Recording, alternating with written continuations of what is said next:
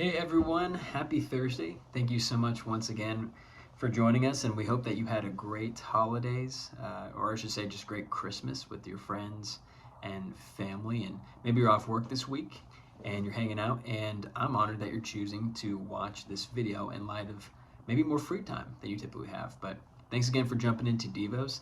Today we're talking about this idea of within the story of Matthew 2, where the Magi follow the star. There's some interesting insights that I think are worth looking into today and spending our time talking about. So, Matthew 2, 1 through 12, I'm not going to read the whole section. I'm going to read a few verses and then paraphrase the rest. It says this. Now, after Jesus was born in Bethlehem of Judea, in the days of Herod the king, behold, wise men from the east came to Jerusalem, saying, Where is he who has been born King of the Jews? For we saw his star when it rose and have come to worship him. So wise men, Magi, they travel, they see a star, they go to Jerusalem and meet King Herod, who was the king at the time.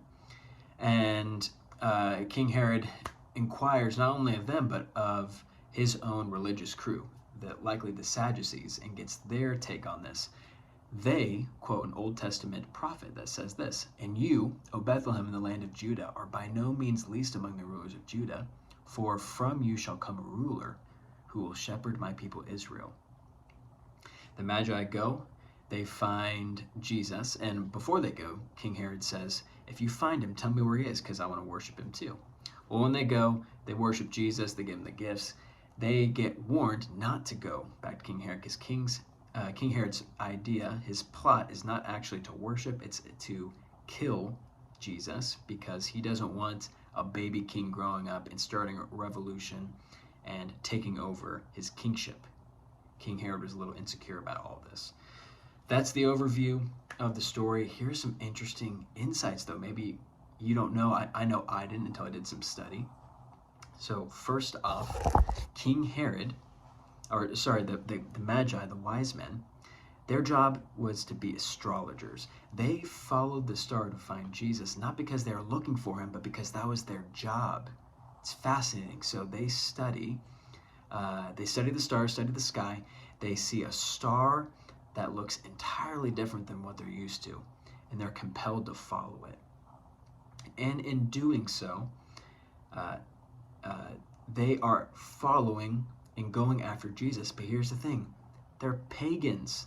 They're not following for the same reason you and I would follow the star, to anticipate Jesus, because they're not anticipating Jesus. Again, they're just doing their job. Here's another thing that's interesting. When they get to King Herod's palace, and then King Herod inquires of his Sadducees, men who know that they should be anticipating Messiah, who know the Old Testament, the messianic prophecies that point to Jesus' coming. They even quote an Old Testament prophet talking about Jesus coming and where he's going to be. What do? Nothing. They don't follow. They don't go with the Magi, with the wise men. Isn't that interesting?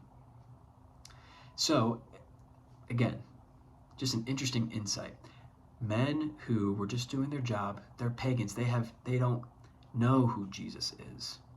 They're following. Men who knew Jesus was coming, they were looking for the Messiah, they did nothing. They didn't follow. Just an interesting insight into this story that I know I wasn't fully aware of. Maybe that's new insight for you. I think one takeaway that's helpful for us is that if we follow Jesus, you're watching this video, you follow Jesus, the temptation that we have is we become complacent in following, because we know the information, we know what to expect, maybe, or at least for the most part. Let's not become complacent in following Jesus. Let's look for him, let's anticipate him, let's follow him and go after him. Let's make following him in 2024 maybe a bigger priority than it was in 2023. And let's be reminded that when people encounter Jesus for the first time, whether they were looking for him or not, like the Magi, it changes everything. And so this upcoming year, would you maybe follow Jesus harder? Go after him more? Would you seek an encounter maybe through reading more, praying more, being a part of a church or a small group, doing whatever you believe you can to encounter Jesus, to follow him more. For the Magi, for the wise men, it was worth it. And I think in 2024 it'll be worth it for you too.